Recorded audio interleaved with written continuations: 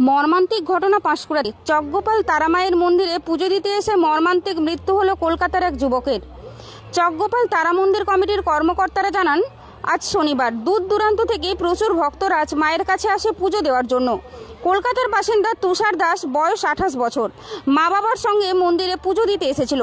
পুজো দেওয়ার খানিকটা আগেই অসুস্থ বোধ করায় মন্দির কমিটির সহযোগিতায় কিছুক্ষণ বিশ্রাম নেয়। পরে কিছুটা স্বস্তি বোধ করলে পুজো দেওয়ার জন্য মন্দিরে ওঠার আগে মন্দিরের পাশের পুকুরে হাত পা ধোয়ার সময় পুকুরে পড়ে যায় ওই যুবক। প্রথমে ওই যুবকের বাবা মা খেয়াল করেনি, পরে খোঁজ করলে মন্দির কমিটির বেশ কয়েকজন সদস্য পুকুরে ঝাঁপ দেয় এবং তাকে তুলে আনা হয়।